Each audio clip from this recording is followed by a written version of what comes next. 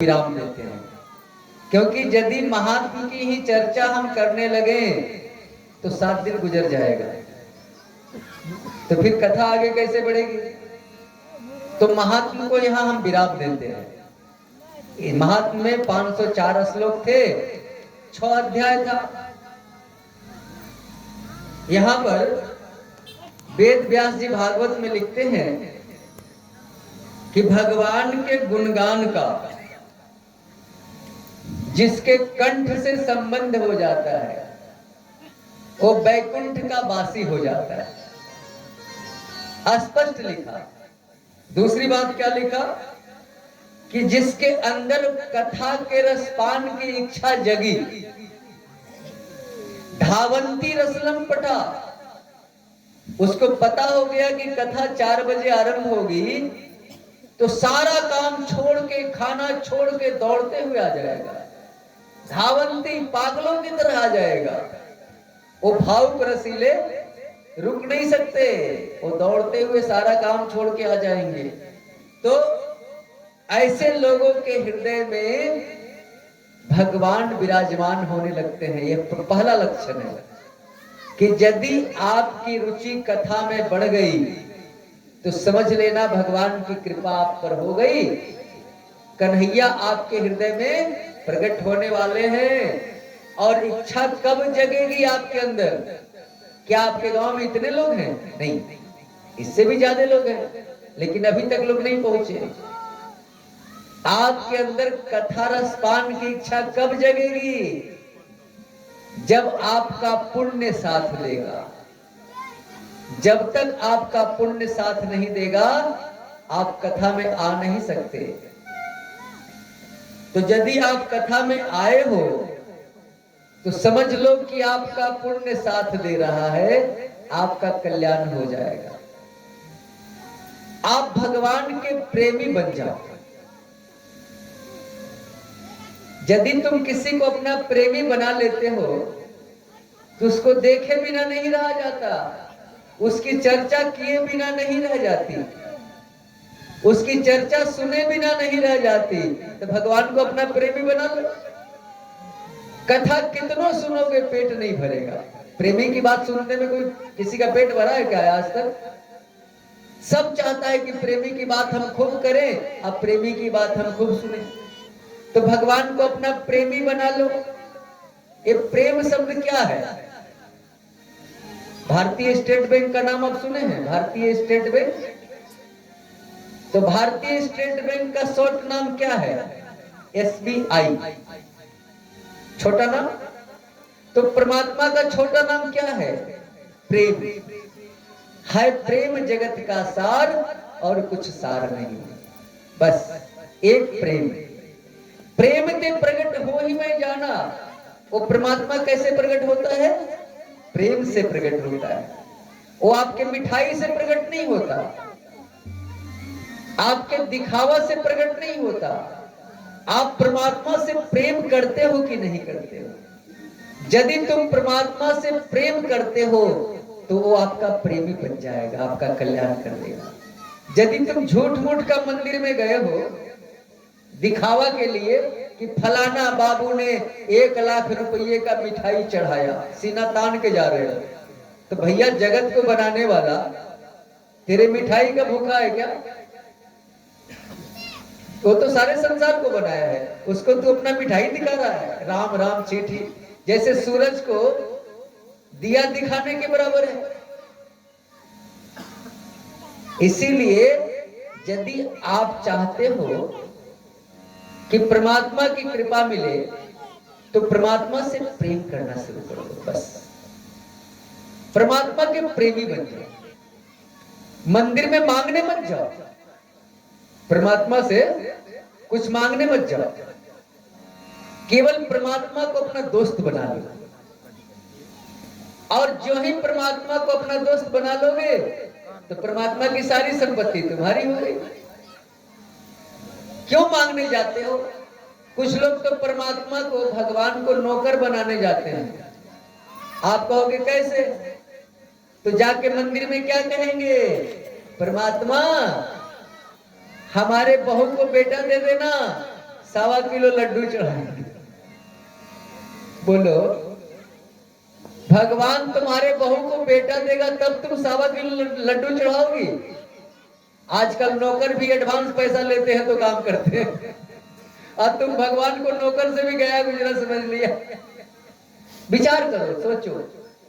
कुछ माताएं तो ऐसी करती है, मैंने देखा है, बड़ा बड़ा पत्थर बांध के आएगी कि भगवान हम पत्थर तभी खोलेंगे जब हमारी मन्नत पूरी हो जाएगी। लो, अब भगवान के माथे पर पत्थर बांध के आ रही है।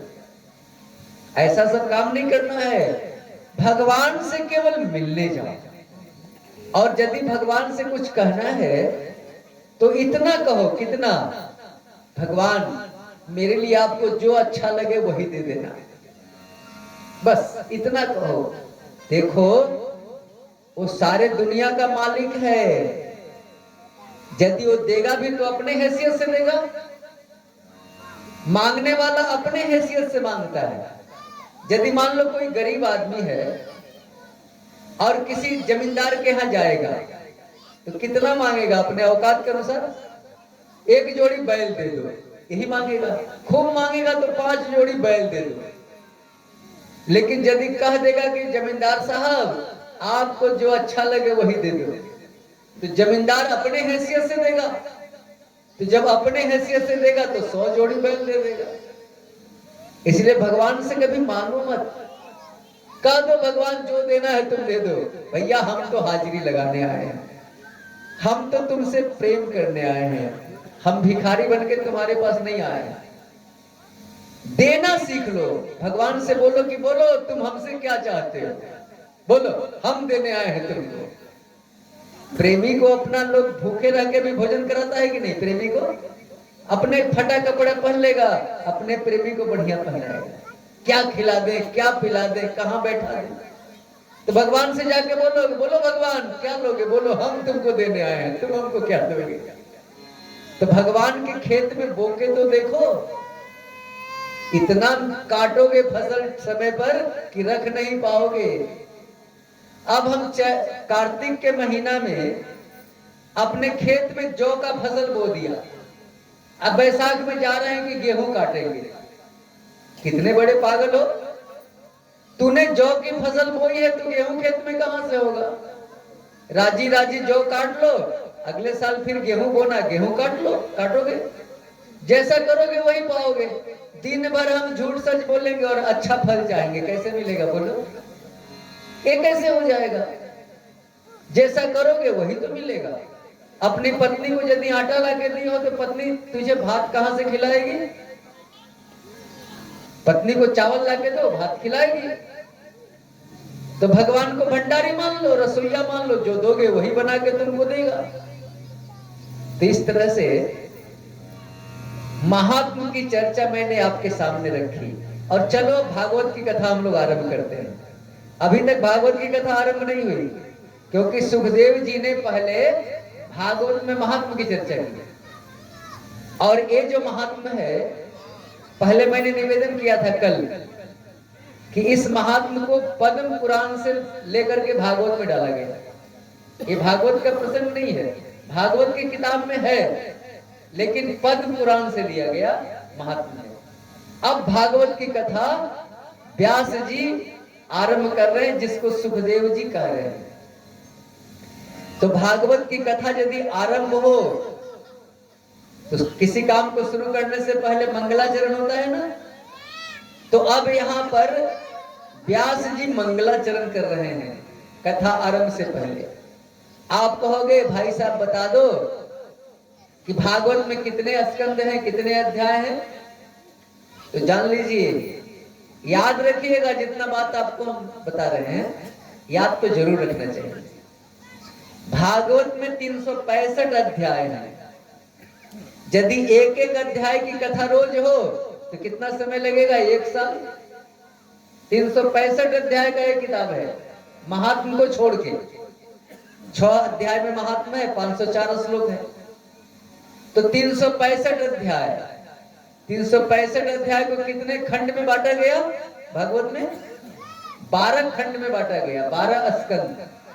365 अध्याय, 12 स्कंद। कितने दिन में कहने की परंपरा है?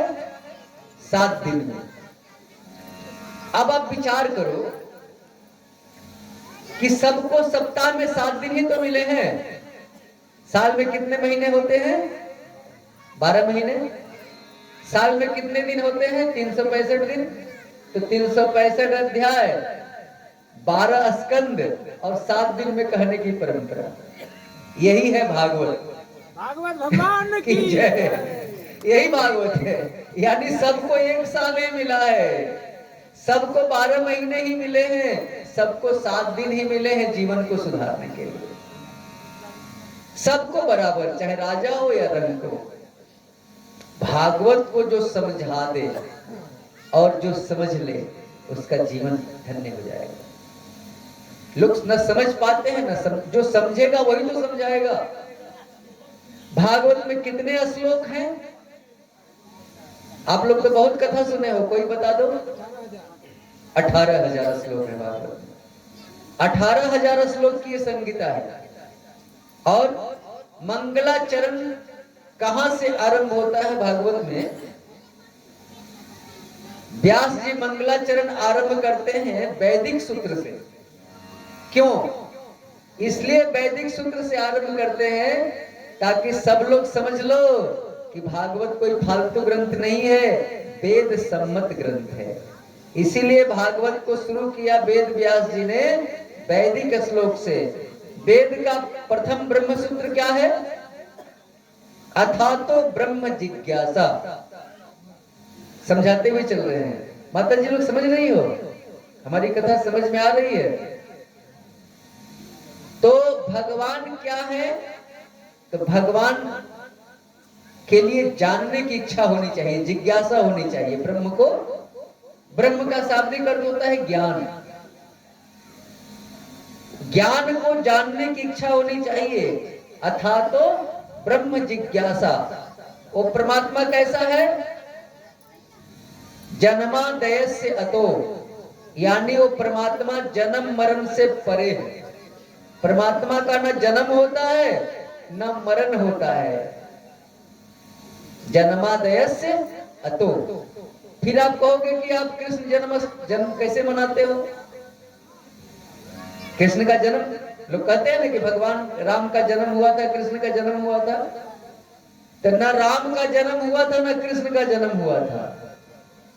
क्या हुआ था? राम का अवतार हुआ था, कृष्ण का भी अवतार हुआ था। तो आप कहोगे जन्म और अवतार में क्या अंतर है? प्रश्न तो उठता है। कौशल्या माँ के पेट से राम निकले थे। हम कहेंगे ना भैया, कौशल्या माँ के पेट से राम नहीं निकले थे। कौशल्या देवकी के पेट से कृष्ण भी नहीं निकले थे। भगवान का जन्म होता ही नहीं है। जन्म मरण हमारा होता है, भगवान का तो अवतार होता है।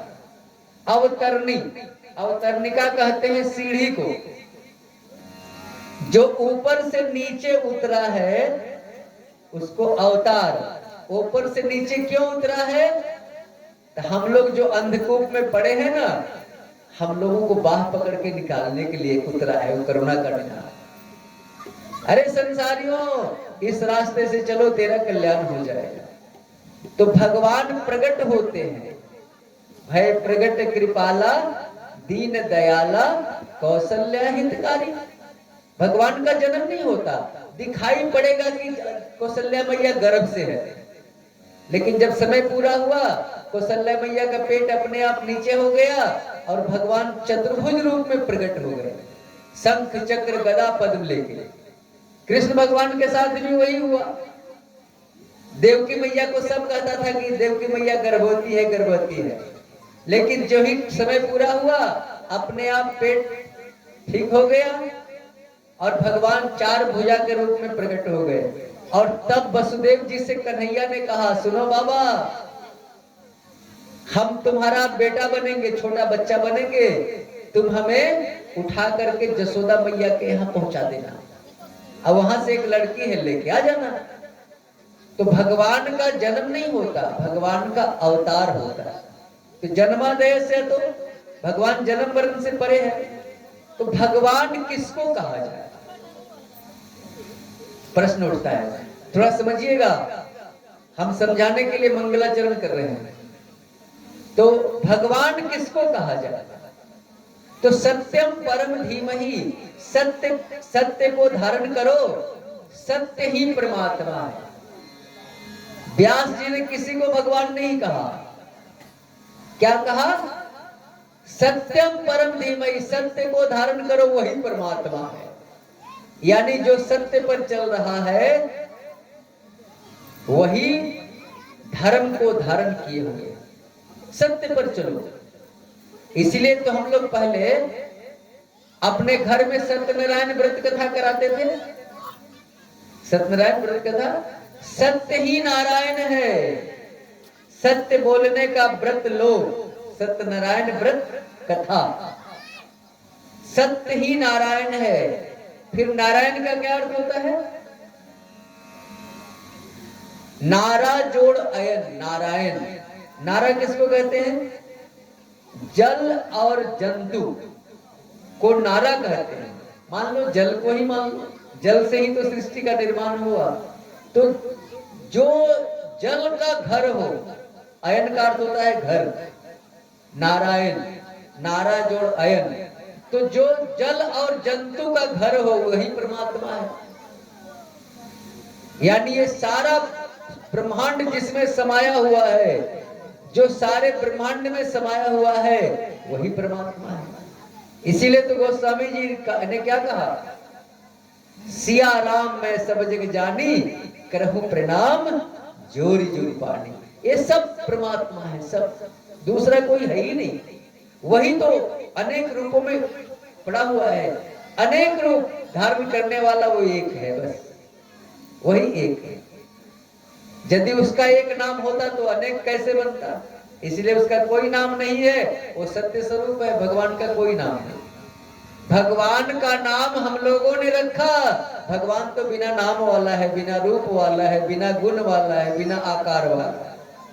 उसको हम लोगों ने साकार बना दिया। जैसे बिजली, बिजली का कोई रूप है? करंट का। उसको साकार हम लोगों ने बना दिया और ट्यूब और बल्ब और पंखा में घुसा दिया, वो साकार हो गया। लेकिन बिजली है तो निराकार। उसी तरह परमात्मा निराकार है, हम लोगों ने उसे साकार बना दिया, राम के रूप में बना दिया, कृष्ण के रूप में बना दिया। अब भगवान को कौन प्राप्त करेगा? माता जी लोग ध्यान देना, भगवान को कौन पा सकता है? तो निर्मत्सरा नाम सताम, जिसके अंदर का मच्छर निकल गया हो। आप कहोगे अंदर भी मच्छर होता है? हाँ हाँ, बाहर के मच्छर से तो हम मच्छरदानी लगा लेते हैं तो बच जाते हैं, अंदर के मच्छर से कैसे बचेंगे बोलो? तो अंदर में जो मच्छर है उसका नाम है मत्सर। मत्सर मतलब आपके अंदर जलन है कि वो हमसे आगे निकल गया। कल तक वो गरीब था, अमीर बन गया, हम पीछे हो गए, उसका पैर काटो। तो जिसके अंदर का जलन निकल गया है, जिसके अंदर का दोष निकल गया है, वही परमात्मा को पाने का अधिकारी है। मंगलाचरण में वर्णन है। मंगलाचरण बहुत विस्तार से है, हम लोग थोड़ा सा भी आनंद ले लें। अब भगवान के कितने धाम हैं? कृष्ण भगवान के कितने धाम है? भगवान के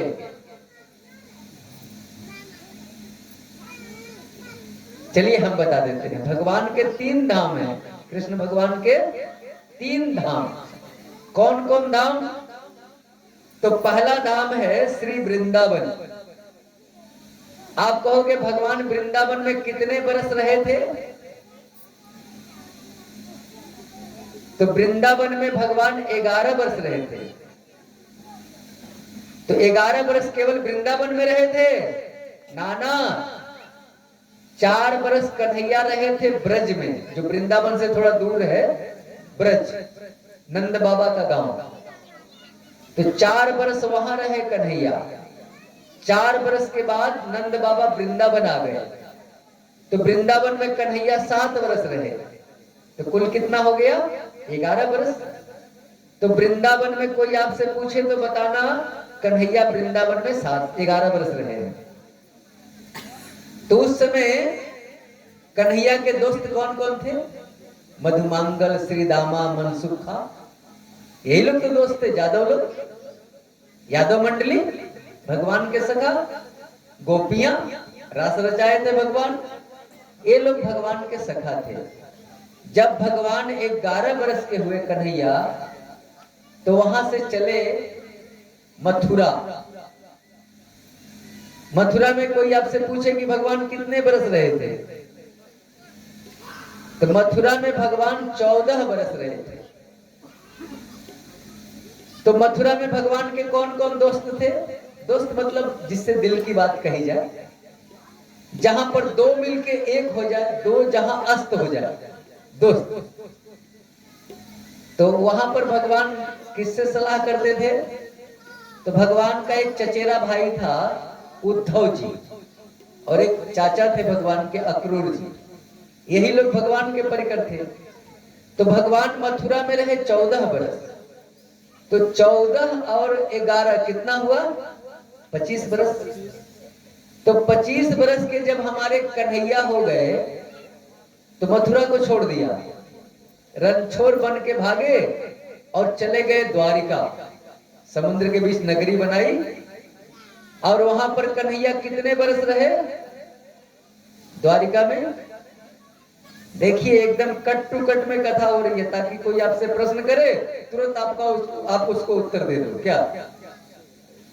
तो द्वारिका में कन्हैया रहे हैं 100 वर्ष। तो द्वारिका में तो कन्हैया का कहना ही क्या है, 16,108। ये है हमारे कन्हैया की ठाट। 16,108 विवाह भगवान ने किया द्वारिका में। तो ये भगवान के 3 धाम हुए, वृंदावन, मथुरा और द्वारिका। इसके बाद व्यास जी से लोगों ने पूछा कि व्यास जी, आप जो भागवत की कथा कह रहे हो, जरा इसके बारे में बताओ कि भागवत की कथा तेरी कैसी है। तब व्यास जी भागवत के बारे में बता रहे हैं कि सुनिए हमारा भागवत क्या है। निगम कल्प तरूर गलितम फलम, सुख मुखाद मृद द्रव संयुतम, पिबत भागवतम रसमालयम, मुहुर्हो रसिका भुवि भावुका। अर्थ हम समझाते हैं आपको कि निगम कल्प तरूर गलितम फलम। निगम कहते हैं वेद को, वेद का पका हुआ फल है श्रीमद् भागवत महापुराण। वेद रूपी विशाल वृक्ष का पका हुआ फल भागवत है। लोगों ने कहा, व्यास जी आपका फल पका हुआ है, क्या गारंटी है कि आपका भागवत रूपी फल मीठा होगा? कोई प्रमाण दो। क्योंकि बहुत सारे फल ऐसे होते हैं कि देखने में तो लाल लाल लगते हैं क्या, लेकिन खाओ तो मुंह खराब हो जाता है। तो व्यास जी आपका भागवत रूपी फल जो है, क्या गारंटी है कि ये फल मीठा है? तो वेद व्यास जी ने कहा, हमारा फल पका हुआ भी है और मीठा भी है। इसकी गारंटी यही है कि हमारे भागवत रूपी फल में सुखदेव रूपी तोते ने चोंच मार दी है। तो जिस फल में तोता चोंच मार देता है, वो गारंटी है कि वो फल मीठा होगा। इसके 2 कारण हैं। एक तो कि तोता फल का पारखी है, दूसरा कारण कि तोते के चोंच में मिठास है, चोंच मार दिया तो फल मीठा हो गया। तो हमारे भागवत रूपी फल में सुखदेव रूपी तोते ने चोंच मारी है, फल मीठा है। अच्छा, आपका फल मीठा भी है? हाँ हाँ। पिबत भागवतम रसमालयम। लोगों ने कहा, जय हो व्यास जी, फल को कहीं पिया जाता है? फल को तो चूसा जाता है, काट के खाया जाता है।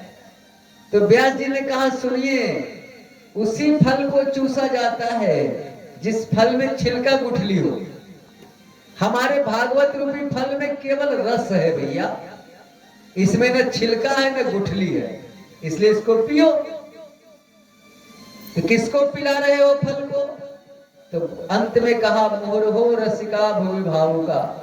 अरे रसिक आओ आओ, अरे भावुक आओ आओ, पी लो पी लो। लोगों ने कहा जय हो व्यास जी, केवल 2 आदमी के लिए आपने रस बनाया। वेद व्यास जी ने कहा नाना, हमारा भागवत तो सबके लिए है, लेकिन प्यासे को पानी पिलाने में आनंद आता है और भूखे को भोजन कराने में आनंद आता है। जो भूखा नहीं है, लाख रिक्वेस्ट करो जल्दी आएगा नहीं, आ भी गया तो कहेगा सब्जी ठीक नहीं है, तो दाल में नमक नहीं है, तो रोटी कच्ची है। और जो भूखा है वो कभी बोलेगा कि रोटी कच्ची है? जो मिल गया। तो व्यास जी ने कहा आओ रसिक, भावुक आ जाओ। सबको इसलिए नहीं बुलाया कि पहले तो निवेदन करने में आएंगे नहीं, यदि आ भी गए तो 72 को प्रश्न उठ खड़ा करेंगे। ये कोई वक्ता है? व्यास जो बैठा है, इसको कुछ आता होता तो है नहीं, मंच पर बैठ गया। वो तो देखेगा कि ना इनके पास दाढ़ी है ना जटा है, वो केवल कैंची चलाएगा। वो व्यास जी के दिमाग को भी भ्रमित कर देगा। इसलिए ऐसे वक्ता को व्यास जी ने पहले हाथ जोड़ लिया कि भैया आपको हम हाथ जोड़ते हैं, हमें तंग मत करना। प्यासे को पानी पिलाने में आनंद आता है। रसिको आओ आओ, अरे भावुक आ जाओ, तुम्हारे लिए प्यारू खड़ा है, तैयार किया है मैंने। और